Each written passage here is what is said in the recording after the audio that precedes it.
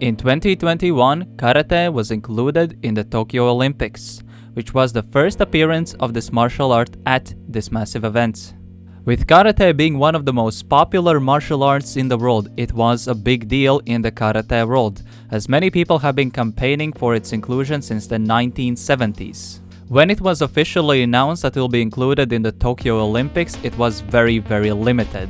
It had only solo events present for kata and kumite, and multiple weight categories were merged with only 3 male and 3 female. There were notable regional quotas which made athlete selection quite unbalanced in terms of skill level.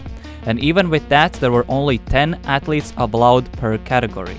Comparing to judo and taekwondo, karate qualification was almost impossible. Even if you were a high-tier athlete, it would not guarantee participation even if you were a medalist at the World Championships. So for those rare people who did make it, it was an insane opportunity and possibility to put karate on the map, especially for their country. In kumite discipline, main goal is to land a hit on the opponent, where you are rewarded points based on the technique. During the kumite plus 75 kg category final, 2 athletes met, multiple-time world champion and medalist Sajjad Ganjadeev from Iran and Tarek Hamedi, who was representing Saudi Arabia. Tarek was a massive underdog. He qualified to Olympics due to the regional slots, where he was one of the most top-performing athletes from the Asia sub-region, but did not have as resultative history as his opponent. Tarek in general had an insane tournament at the Olympics. He won most of the matches where he was expected to lose, and when he made it out of groups, he won his semifinal against one of the best athletes from Japan, Ryutaro Araga, who was in this category due to the weight class limitations for Olympics. Surprisingly, Tarek won this match, which put him in the final, where the controversy happens. Tarek had a great momentum going into the Olympic final. During the match with 2 minutes left on the clock, Tarek was in a great position. He was leading 4-1 and had Senshu. Senshu is an advantage which is given to the first person who scores, and if the score is tied, he would win the tiebreaker. And then the most controversial thing happened. His opponent faked a front punch, or Kizamizuki, and went for a reverse punch, which caused his body to lean a bit to the side. Tarek reacted to his fake and went for a small low kick to knock him off balance, but after noticing that it was a fake, he went for the open head, which he landed it. In karate, landing a clean kick to the head grants 3 points, where in the moment you see one of the side judges reacting and giving a successful point from the situation.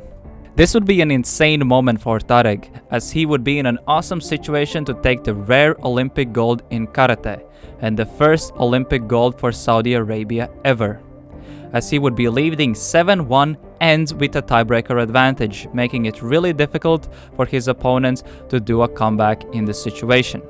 But that is not what happened. The kick had KO'd Sajjad. He got taken by the doctors and it was determined not to be eligible to continue the match, where instead of keeping the score as it was or giving a win by KO, Tarek was penalized and his knocked out opponent was given a free Olympic gold medal. Tarek was absolutely devastated. He had an insane tournament in a lifetime event and he was leading in the final as well, and it was all taken away from what he had earned. But what if I told you that this situation could have ended completely differently? In every single combat sport, there is a clause in the rule set that the participant must protect themselves during the fight or match, so the athletes do not cause self-harm. This kind of rule set is very common. Where that is noticed, the fight is stopped and some warning is given out. Such rule comes not only to keep the athletes safer, but also to prevent things like match fixing. In sports karate, it is no different. The term mubobi exists as penalty in karate rule set. Mubobi is usually given out in situations where athlete does not do anything when the opponent is attacking, or putting themselves in harmful situations like leaning into punches, kicks, or going directly into positions to be taken down.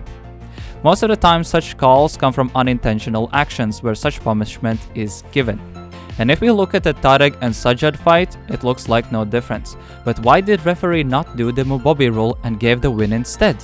Well, it all comes down to the rulebook. Most of the referees and judges, especially at the Olympics, were literally the best in the world. But what happened was that in the preparation for the Olympics, there were many tweaks done, both with kata and especially kumite rule sets.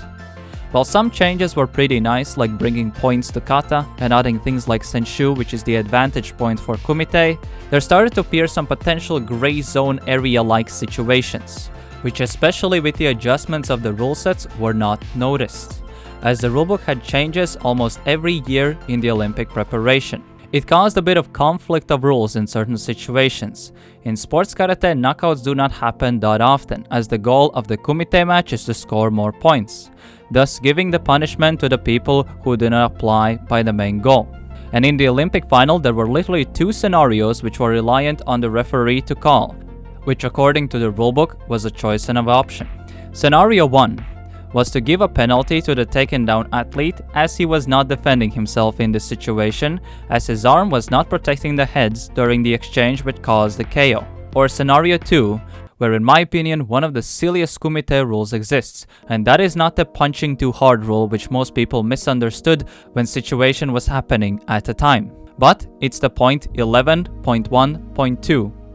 Quote, an injured competitor permitted to continue may also win a second bout by disqualification due to injury, but is immediately withdrawn from further kumite competition in that tournament. As this was the grand final, it was the last bout for the athletes. There were no matches left, where KO'd participant could be withdrawn from. So it was on the referee to decide which of the following scenarios he could use, and he went with the second one, where Tarek, who had the tournament of his life, got taken away the Olympic gold by a bizarre rule sets. And instead of the highlights of Olympic karate competition being Tager's insane underdog win, or the Yvette Gornova story where she not only qualified to the Olympics but also won her first global karate tournament and did all that from being from a country that has close to none sports supports. Sandra Sanchez from Spain winning the female kata and taking the win in discipline in which Asian athletes highly dominated. Ryo Kyuna, who comes from one of the rarest karate styles and doing its most advanced kata in the Olympic final and winning with it, with many others. Karate after Tokyo event has not been included in the next Olympics in Paris.